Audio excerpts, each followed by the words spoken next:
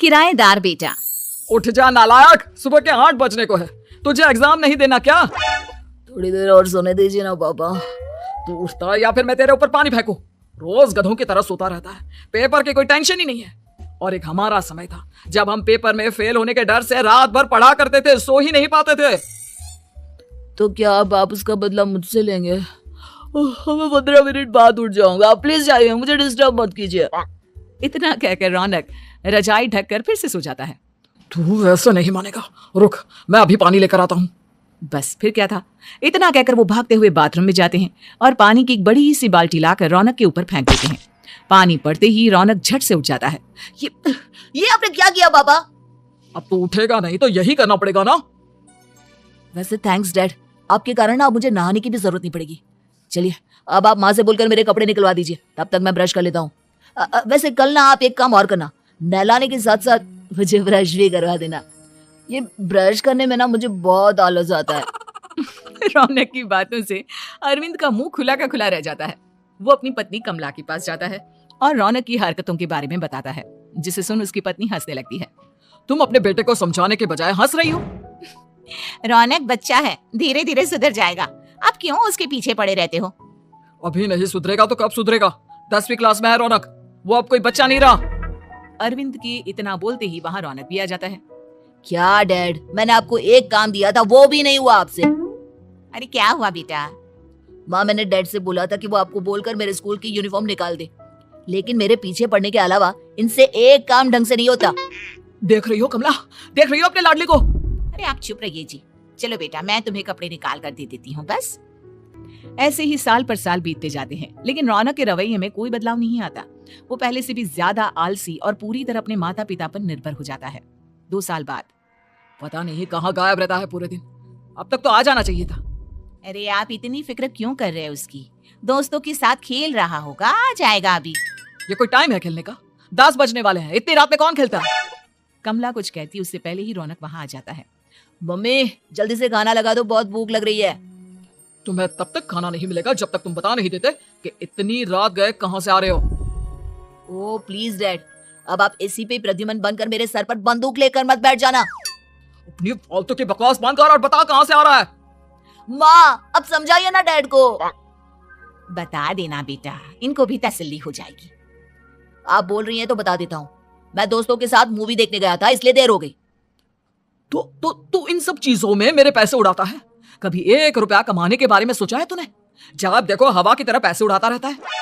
माँ अब आप इन्हें चुप करा दीजिए, वरना ना मुझे गुस्सा आ जाएगा। अच्छा क्या कर लेगा? बता ना क्या कर लेगा तू? वैसे बात तो ठीक ही है, मैं कर ही क्या सकता हूँ, पैसे तो फिर भी मैं आपसे ही मांगूंगा ना। चलिए अब ये सब बात छोड़िए और मम्मी मेरे लिए खाना लगा दीजिए।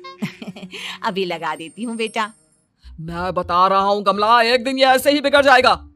उफ़ो, आप क्यों इतना पीछे पड़े रहते हो मेरे बच्चे के? बात की बाद में देखेंगे, अभी आप शांति से उसे खाना खाने देंगे। अगले दिन डैडी मुझे 10,000 रुपए चाहिए।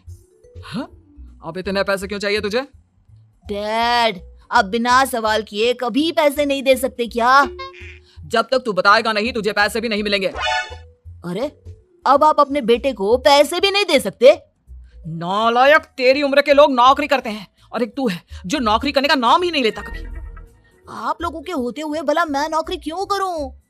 अरे हम कब तक पैसे देंगे तुझे? तुझे भी तो अपने पैरों पर खड़ा होना होगा ना। कौन सा उधार के पैरों पर खड़ा हूं? अपने ही तो पैरों पर खड़ा हूं मैं। इसी तरह रौनक दिन प्रतिदिन लापरवाह होता जाता है। उसकी लापरवाही को देखते हुए अरविंद और कमला अपने बेटे की शादी कराने का फैसला लेते हैं और 1 महीने के अंदर अंदर ही रौनक की शादी मेघा नाम की लड़की से करा देते हैं। शादी के कुछ दिन बाद, रौनक मुझे एक अच्छी सी साड़ी चाहिए, आप ला दोगी ना? हाँ क्यों नहीं, कितने तक की आती है साड़ी? यही करीब 5,000 तक की। तुम चिंता मत करो, मैं आज ही डैडी से पैसे मांगकर तुम्हारे लिए साड़ी ले आऊंगा। आप कब तक ऐसे ही अपने पापा से पैसे मांगते रहेंगे? कोई अच्छी सी नौकरी क्यों नहीं कर लेते आप? अरे डैड के होते हुए मुझे नौकरी करने की जरूरत ही क्या है? फिर आप ऐसे कब तक उनसे पैसे मांगते रहेंगे? कुछ आपको अपने दम पर भी तो करना होगा ना। अब तुम भी बाकी लोगों की तरह मुझे ज्ञान देना शुरू मत कर देना। साड़ी चाहिए ना तुम्हें, मिल जाएगी बस। इतना कहकर रौनक अपने पिता से पैसे मांगने चला जाता है। डैडी मुझे 5,000 रुपया चाहिए। अब 5,000 क्यों चाहिए तुझे? वो मेघा को साड़ी चाहिए थी।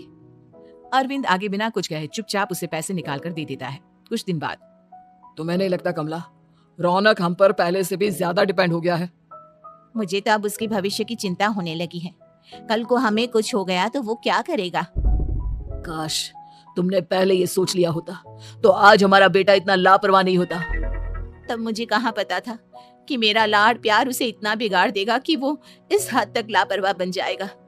कोई बात नहीं, अभी भी देर नहीं हुई। मुझे पता है उसे कैसे सुधारा जा सकता है। कैसे? अरविंद कुछ कहता उससे पहले रौनक वहां आ जाता है और पैसों के लिए हाथ फैलाने लगता है। डैड, मैं और मेघा बाहर घूमने जाना चाहते हैं। अरे वाह, ये आज सूरज कहाँ से निकला है? Dad please. अच्छा चलो अब मुद्दे की बात करो। मुझे अब 25,000 चाहिए। अब तुम्हें 1 रुपया भी नहीं मिलने वाला। अगर तुम्हें पैसों की इतनी ही जरूरत है तो कोई ढंग की नौकरी कर लो। मम्मी आप कुछ कहिए ना डैड को। बेटा वो गलत क्या बोल रहे हैं? ये सब हम तेरे भले के लिए ही तो कर रहे हैं। मम्मा मैंने बताया ना आपको, मुझे नहीं करनी कोई जॉब वॉब। तो ठीक है, निकल जाओ हमारे घर से। तुम्हारे जैसे लोगों के लिए मैंने ये घर खड़ा नहीं किया है।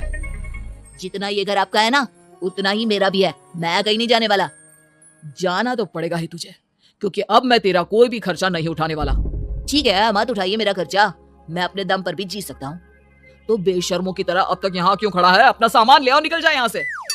रौनक पैर पटकते हुए वहां से चला जाता है। घर से निकालना जरूरी है क्या उसे?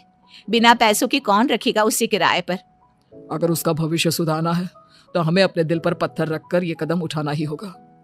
दोनों बात कर रहे होते हैं कि रौनक अपनी पत्नी के साथ एक बड़ा सा बैग लेकर घर से निकल जाता है, लेकिन घर से बाहर उसे कोई भी मुफ्त में अपने घर किराए पर नहीं रखता। अंत में थक हार कर वो फिर से अपने घर चला जाता है। क्या हुआ? थोड़ी देर पहले तो दहाड़ते हुए घर से निकला था, अब क्या हुआ? नहीं रखा ना किसी ने तुझे किराए पर? डैड प्लीज, मैं कुछ दिनों में कोई अच्छी सी नौकरी शुरू कर दूंगा। आप तब तक तो हमें रख लीजिए प्लीज। सुबह से रात हो चुकी है लेकिन कोई हमें रखने को राजी नहीं है। अब आप ही बताइए, इतनी रात को मैं मेघा को लेकर कहाँ जाऊंगा? ठीक है ठीक है, बहू की वजह से मैं तुझे घर पर रख रहा हूँ, लेकिन तू इस घर में एक बेटे की नहीं बल्कि एक किराएदार की हैसियत से रहेगा। 3 महीने हैं तेरे पास। इन 3 महीनों के अंदर अंदर मुझे तेरी पहली तनख्वाह हाथ में चाहिए, समझ गया? पक्का डैड, इन 3 महीनों के अंदर अंदर तो कोई बढ़िया सी नौकरी ढूंढ ही लूंगा मैं। ऐसे ही धीरे धीरे समय बीतने लगता है और अरविंद के दिए 3 महीनों में से 2 महीने बीत चुके होते हैं। पापा जी ने हमें 3 महीने दिए थे, जिसमें से 2 महीने तो बीत चुके हैं। अब ये आखिरी महीना बचा है। अरे तुम चिंता मत करो, आज मेरा ना 2 जगह इंटरव्यू है, दोनों में से कहीं ना कहीं तो जॉब लगी जाएगी। अच्छा, all the best. Raunak interview के लिए निकल जाता है, जिसके बाद शाम में रौनक घर आता है। कैसा गया इंटरव्यू? आपकी नौकरी लगी या नहीं? अरे पहले सांस तो ले लेने दो अच्छे से। बताइए ना, मुझसे तो जरा भी इंतजार नहीं हो रहा है। वो दरअसल बात यह है कि मेरी नौकरी तो लग चुकी है लेकिन पैसे बहुत कम है। कितने पैसे हैं? 15,000। इतने में अरविंद और कमला मिठाई का डिब्बा लेकर आ जाते हैं। बधाई हो बेटा। हम जानते थे तेरी जॉब जरूर लगेगी। लेकिन मेरी सैलरी बहुत कम है मम्मा। कम है तो क्या हुआ, धीरे धीरे बढ़ जाएगी। हाँ बेटा, हम तो बस चाहते थे कि तू अपने पैरों पर खड़ा हो जाए। मतलब अब आप मुझे घर से नहीं निकालेंगे? नहीं, ये सब हमने तुझे जिम्मेदार इंसान बनाने के लिए किया था। Thank you mummy papa. अगर आप दोनों ऐसा नहीं करते तो मुझे कभी अपनी जिम्मेदारियों का एहसास तक नहीं होता। आज आपने मुझे सिखा दिया कि इंसान का अपने पैरों पर खड़ा होना भी जरूरी होता है। इतना कहकर रौनक झट से अपने माता पिता के गले लग जाता है और अपनी कमाई की पहली तनख्वाह वो अपने माता पिता के हाथ में सौंपता है। इस तरह रौनक एक गैर जिम्मेदार व्यक्ति से एक जिम्मेदार व्यक्ति बन जाता है।